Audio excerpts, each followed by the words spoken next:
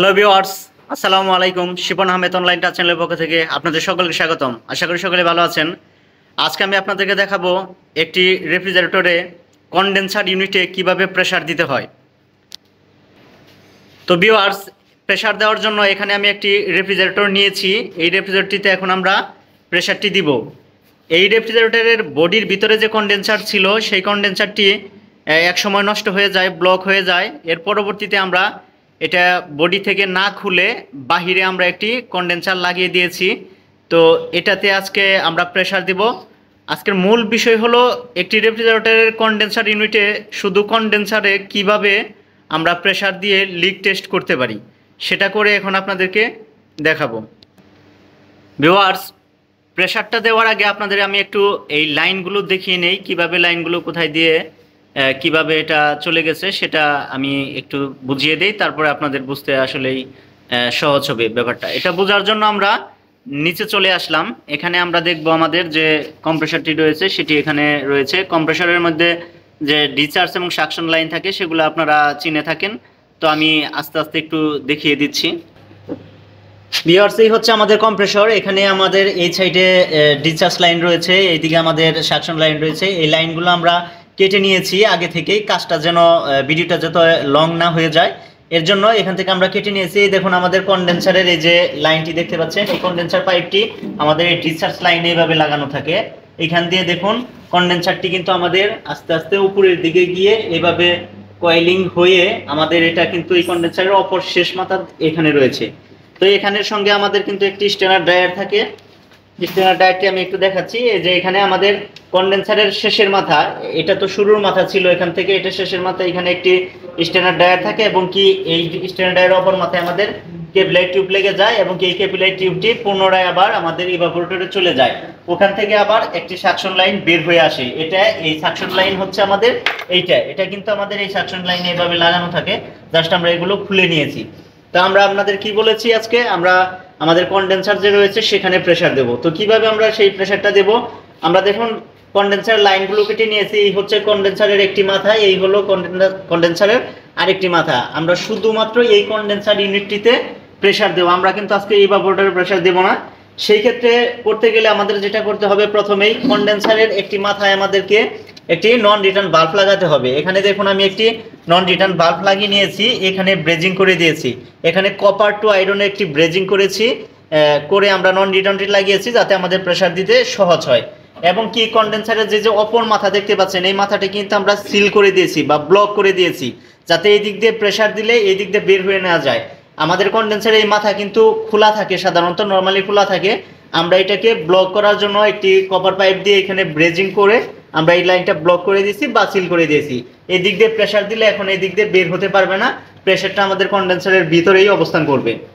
এটা করার জন্য আমাদের লাগবে, প্রেসার দেওয়ার জন্য প্রেসার দিতে কিন্তু সবসময় আপনারা চেষ্টা করবেন ডাইনাইট্রোজেন ব্যবহার করতে। ডাইনাইট্রোজেনটা ব্যবহার করা এটা সবচেয়ে গুড প্র্যাকটিস। কিন্তু আমাদের অনেকের কাছে ডাইনাইট্রোজেন না থাকার কারণে আমরা যেটা করি, আমরা বাতাস দিয়ে করি। সেই বাতাসটা কি দিয়ে দেয়, সেই বাতাসটা দেওয়ার জন্য আমরা কম্প্রেসর মোটর ব্যবহার করে থাকি। এখানে আপনারা দেখতে পাচ্ছেন একটি কম্প্রেসর মোটর আমি নিয়েছি। এই কম্প্রেসর মোটর দিয়ে আমরা এটাকে এখন প্রেসার দিব, অর্থাৎ হাওয়া দিয়ে প্রেসার দিব। যদিও এটা একটি ব্যাড প্র্যাকটিসের মধ্যে পড়ে, কিন্তু আমাদের কাছে সিস্টেম ডাইনাইট্রোজেন সিস্টেম না থাকার কারণে আমরা এটা দিয়েই প্রেসার দিয়ে আজকে আপনাদেরকে দেখাবো। প্রেসার দেওয়ার জন্য লাগবে আমাদের একটি প্রেসার মিটার লাগবে, এটা হাই প্রেসার গেজ মিটার বলে। আর এখানে চার্জিং হুডস লাগবে। তো এইগুলো আমরা এখন লাগাবো। এগুলো কিভাবে কানেকশন করতে হয় আপনাদের কানেকশন করে আমরা দেখাচ্ছি।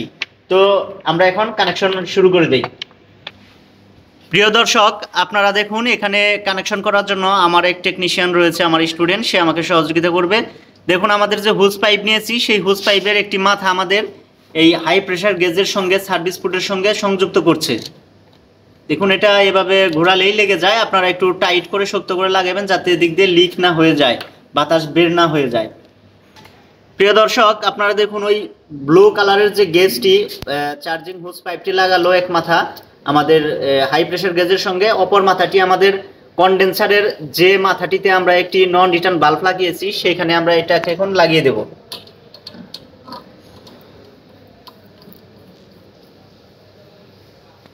দেখুন আমাদের লাগানো শেষ হয়ে গেছে, আমরা একটি হুজ পাইপ কানেকশন করা শেষ করলাম। এখন আমাদের যে আরেকটি হোজ পাইপ রয়েছে ইয়েলো কালার, এটা এখন আমরা কানেকশন করব।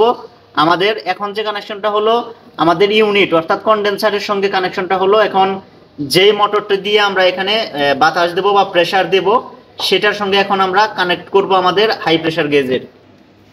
প্রিয় দর্শক দেখুন, হাই প্রেসার গেজের সঙ্গে এখন আমরা আমাদের ইয়েলো কালার যে হোজ পাইপটি রয়েছে সেটা কানেক্ট করে দিচ্ছি।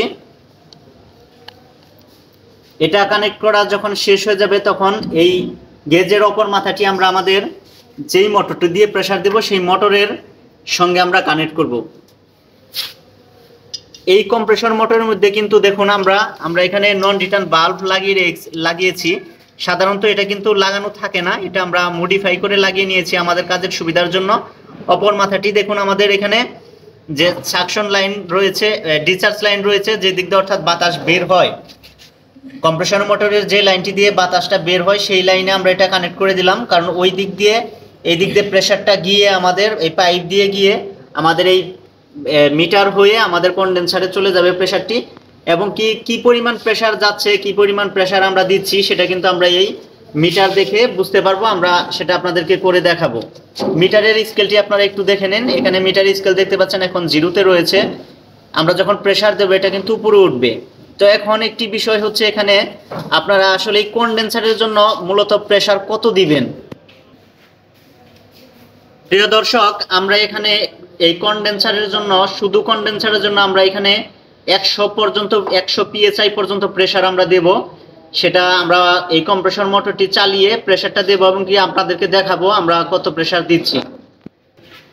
প্রিয় দর্শক, এখানে দেখুন আমরা যে কম্প্রেসরটি দিয়ে প্রেসার দেব সেটা কিন্তু আমরা আগে থেকেই কানেক্ট করে নিয়েছি। এটা কিন্তু কানেক্ট করে নিতে হবে, অর্থাৎ এই কম্প্রেসরটিকে কিন্তু চালাতে হবে। চালানোর জন্য সংযোগ রয়েছে, এখানে বুট রয়েছে। আমরা জাস্ট এই সুইচে চাপ দিলে আমাদের কম্প্রেসর মোটরটি চালু হয়ে যাবে। প্রিয় দর্শক, আমরা এখন এদিকে মোটরটি চালিয়ে আমরা প্রেসারটা দেব। প্রেসার দেওয়ার সময় কিন্তু আমাদের এই হাই প্রেসার গেজ যে মিটারটি ব্যবহার করছি সেটির বাল্ব কিন্তু খোলা থাকবে। দেখুন এটা আমরা কিন্তু খুলে রেখেছি। এটা কিন্তু লাগানো থাকলে আমাদের প্রেসারটি ভিতরের দিকে যাবে না। এটা খোলা অবস্থায় আমরা জাস্ট এখানে আমাদের যে সুইচ রয়েছে এটি দিয়ে আমরা এটাকে চাপ দেব। দেখুন আমাদের কম্প্রেসর চলতেছে এবং কি এদিকে আপনার লক্ষ্য কোন এম্পিয়ার শো করছে, 1.1 এম্পিয়ার নিচ্ছে। দর্শক দেখুন আমাদের মিটারে কাটাটি এখনই উপরের দিকে উঠা শুরু করে দিয়েছে। আমরা আপনাদের আগেই বলেছি আমরা 100 PSI প্রেসার দেব। 100 PSI গেলে আমরা বন্ধ করে দেব, আমাদের বাল্বটিও বন্ধ করে দেব।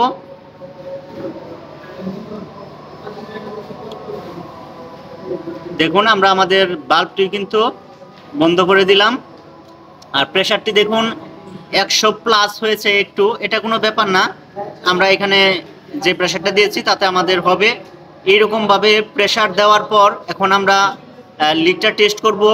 এটা সাবানের ফেনা কিংবা শ্যাম্পু দিয়ে ফেনা তৈরি করে আমরা এই সম্ভাব্য স্থানে আমরা এটাকে লাগাবো। লাগিয়ে আমরা দেখবো যে আমাদের লিকটি রয়েছে কিনা।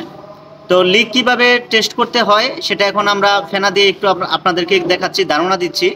এর পরবর্তীতে ফেনা দিয়ে করার পরও যদি না হয় সেই ক্ষেত্রে আমরা সরাসরি এই কন্ডেন্সারটি বডি থেকে খুলে পানিতে ডুবিয়েও সেটা করতে পারি। যদি পানিতে ডুবানো হয় কন্ডেন্সার ইউনিটটিকে তাহলে যদি কোথাও লিক থাকে সেখান দিয়ে বুদবুদ সৃষ্টি হবে। এখন আমরা সাবানের ফেনা দিয়ে লাগিয়ে দেখাই কোথাও লিক আছে কিনা। যদি লিক থাকে সাবানের ফেনার ওই দিক দিয়ে বুদবুদ তৈরি হবে এবং কি ফেনাগুলো ফুলে উঠবে। প্রিয় দর্শক, এরকমভাবে সাবানের ফেনা নিয়ে সম্ভাব্য স্থানগুলোতে আমরা এইভাবে ফেনা লাগিয়ে দেখব যে আমাদের বুদবুদ সৃষ্টি হয় কিনা।